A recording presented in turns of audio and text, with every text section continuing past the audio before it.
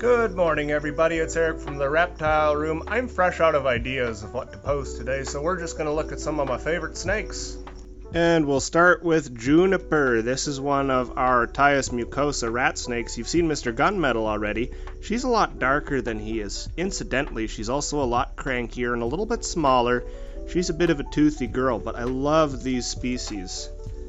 They have this real cobra-esque thing going on about them, and she's a little in blue. You can see she's getting ready to shed, but they're just really neat, really unique. You don't see a ton of them around, and I like them because all the perks you have from a corn snake you have here, plus it's smarter, it's longer, and it's much better at climbing.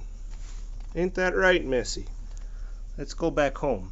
This ball python doesn't really have any crazy genes going on. It's a GHI black pastel, so pretty straightforward, but I am a sucker for the dark ones, and I absolutely love how this one looks. It's got that beautiful chocolatey color with a little bit of pattern poking through, and the pattern's poking through a little bit more with age.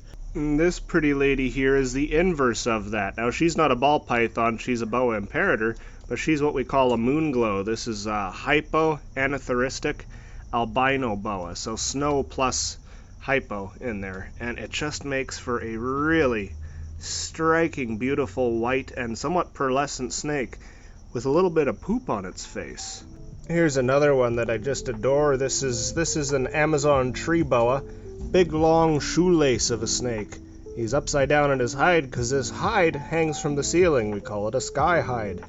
And he's not the best at holding on, surprisingly. When I'm holding him, he's always trying to, well, he'll anchor really good and then he'll flip himself off. So you gotta be careful and make sure you got a good grip on him. But he is a real stunner. And he's got real big teeth too, and he uses them sometimes. So you gotta watch out for that. But I kinda like the feisty ones. Speaking of the feisty ones, this is Lou. I get the distinct impression I love her more than she loves me. She's a Louisiana pine snake. These guys are super duper neat. I'm a big fan of them. She's not all the way grown yet, but she does have a little bit of a sassy attitude to her. Look at her go. Not a lot of traction on this ground. She's usually quite vocal, but I guess she's going to get as close as she can to behaving for us today. Let's see if we can get a close... Yeah, we're not going to get a close shot of her. She says, no siree.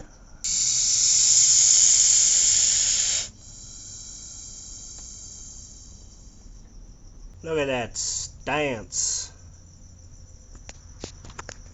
She's ready to rumble, aren't you? Now this little beauty here is an aptly named beauty snake, a Thai beauty snake. And this is just a baby. These guys actually get some impressive size, sometimes hitting 8 feet long in length. So she's about 2.5 feet long now. She's got a lot of growing to do. But I just like them. I think they're neat. Old world rat snakes always scratch an itch for me. And this is Frankletta. She is a albino striped paradox sand boa that we got from Sandy Hill Reptiles, a Kenyan sand boa to be more precise.